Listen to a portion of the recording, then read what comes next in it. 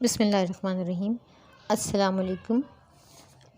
آج ہم second year Urdu گلزار اردو 12ویں جماعت، اس میں غزل ہے مرزا اسد اللہ خان غالب کی غزل نمبر 2 ہے۔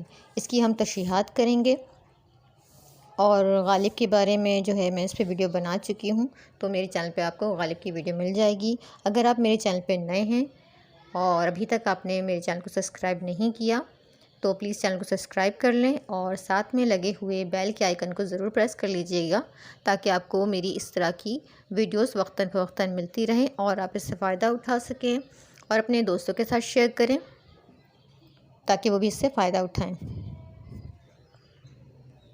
تو تشریحات سے پہلے آپ اس میں جو ہے شعر لکھیں گے، پھر آپ شاعر کا تعارف، حوالہ شاعر دیں گے۔ شاعر کا تعارف ہے، مرزا غالب جو تھے وہ اردو شاعری میں غالب کی شخصیت ایک منفرد اور نمایاں حیثیت کی مالک ہے، جس کے بہت سے پہلو ہیں۔ مثلاً ان کی شاعری میں فکر و فن، علم و دانش، شعور و آگہی، فلسفہ، حسن و عشق کا جواز، عشق کا جو انوکھا انداز اور خیال و بیان کی جو رعنائیاں نظر آتی ہیں، وہ اور کسی شعرا کی شاعری میں دکھائی نہیں دیتی۔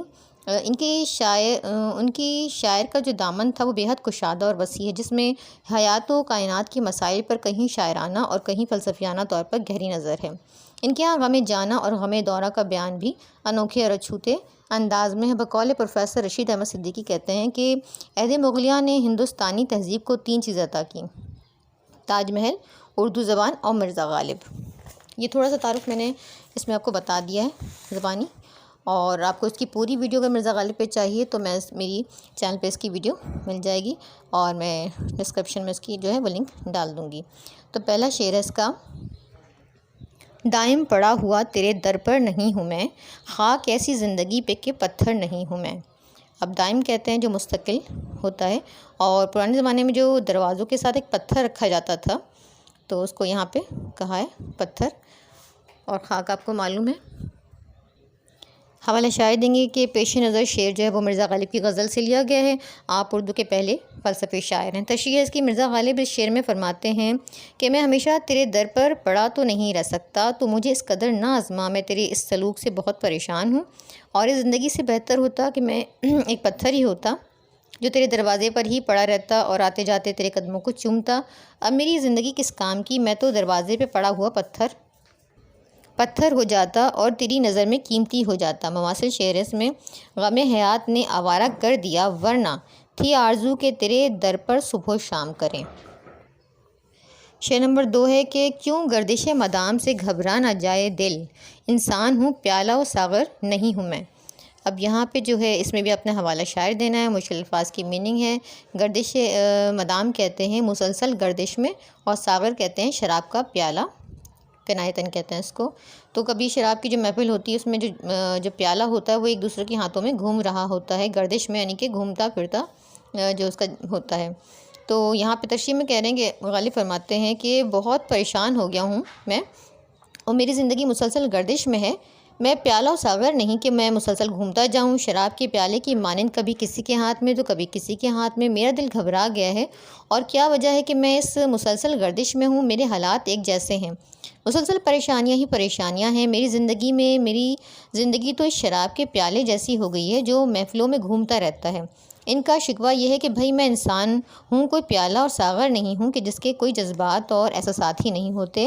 وہ پیالہ ہے، مسلسل گردش سے بھی نہیں گھبراتا، میں تو پھر ایک انسان ہوں، مجھے اتنی گردش میں نہ رکھیے، مجھے اس گردش سے نکالیے۔ مواصل شعر میں ہے کہ ہم کو میخانے میں اس کی جستجو بیکار ہے، ڈھونڈے گا آپ ہی چل پھر کے پیمانہ ہمیں۔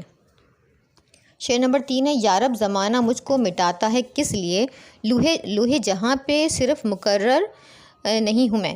تشریح اس میں مشکل الفاظ ہے۔ حروف مقرر کہتے ہیں کہ دہرائے جانے والے الفاظ، اور لوہے جہاں کے تختی، لوہے کہتے ہیں تختی کو۔ تو اس میں مرزا غالب فرماتے ہیں کہ زمانہ مجھے مٹا دینے کے در پر کیوں ہے، کیا میں اس دنیا تختی پر کوئی ایسا حرف ہوں جو دوبارہ لکھے جانے کے باعث غلط قرار پایا ہوں اور اسے مٹا دینا ضروری ہو۔ مرزا غالب نے دنیا کو تختی سے اور اپنی ذات کو حرف مقرر سے تشبیہ دی ہے یہاں پہ۔ تو مواصل شعر ہے: تو سمجھتا ہے مجھے حرف مقرر، لیکن میں صحیفہ ہوں تیرے دل پہ اترنے والا۔ شعر نمبر 4 ہے کس واسطے عزیز نہیں جانتے مجھے، لال و زمرد و گوہر نہیں ہوں میں۔ اب یہاں مشکل الفاظ کے معنی ہیں۔ عزیز کہتے ہیں عزت والا، زر سونا، گوہر کہتے ہیں موتی کو، لال یاقوت، زمرد کہتے ہیں سبز رنگ کا قیمتی پتھر۔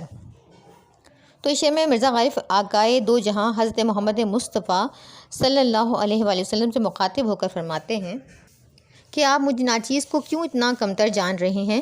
نہ میں یاقوت ہوں، نہ میں موتی ہوں، اور نہ ہی میں کوئی قیمتی پتھر ہوں۔ مجھ میں دنیاوی دولت کی کوئی خصوصیت موجود نہیں ہے، اور دنیاوی دولت تو کچھ بھی نہیں ہے۔ میں دولت سے پاک ہوں، تو آپ صلی اللہ علیہ وسلم مجھے ضرور عزیز فرمائیں۔ مماثل شعر آج مجھ سا نہیں زمانے میں، شاعر نغم مغز گوئے خوش گفتار۔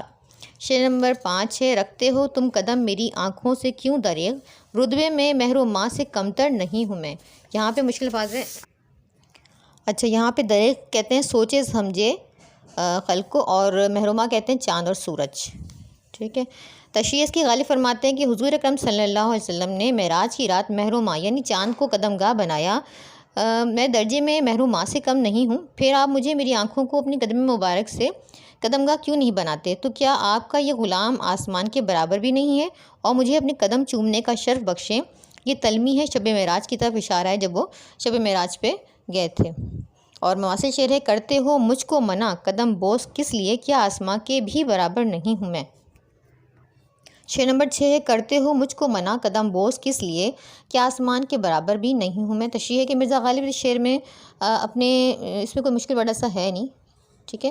مرزا غالب اس شعر میں اپنی دلی کیفیات بیان کرتے ہوئے نظر آتے ہیں کہ کیا میں آسمان کے برابر بھی نہیں ہوں، آپ مجھے منع کر رہے ہیں قدم بوسی کے لیے۔ یہ شعر حضور اکرم صلی اللہ علیہ وسلم کی محبت میں کہا گیا ہے، یعنی کہ نعتیہ اشعار ہیں کہ آپ کا یہ غلام کیا اس لائق نہیں ہے کہ آپ کے قدم مبارک کو چوم سکے۔ مماثل شعر ہے رکھتے ہو تم قدم میری آنکھوں سے کیوں دریغ، رتبے میں مہر و ماں سے کمتر نہیں ہوں میں۔ مماثل شعر میں نے اسی کا ہی لکھا ہے۔ شعر نمبر 7 ہے کہ غالب وظیفہ خوار ہو دو شاہ کو دعا، وہ دن گئے کہ کہتے تھے نوکر نہیں ہوں میں۔ تشریح کہتے ہیں کہ تم جو ہو وہ بادشاہ کے وظیفہ خوار ہو۔ یہ زمانے کی بات ہے جب بہادر شاہ ظفر کا زمانہ ہے، تو وہاں وظیفہ مقرر کر دیا جاتا تھا بادشاہوں کے دربار میں، تو شاہی دربار سے تمہیں باقاعدہ تنخواہ ملتی ہے، تو تم بادشاہ کو دعا دو۔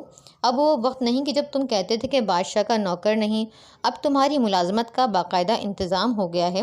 غالب کو بہادر شاہ ظفر نے دربار میں اپنے اس لیے رکھا تھا کہ وہ خاندان مغلیہ کی تاریخ لکھے۔ کوئی شخص تاریخ بتاتا جاتا اور غالب اسے لکھتے رہتے تھے۔ مواصل شعر ہے کہ بوڑھا ہوا ہوں قابل خدمت نہیں اسد، خیرات خوار محض ہوں نوکر نہیں ہوں میں۔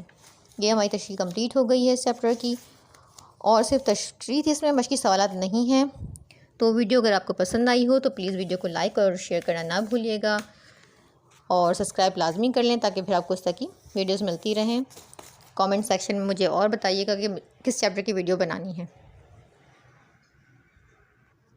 اگلی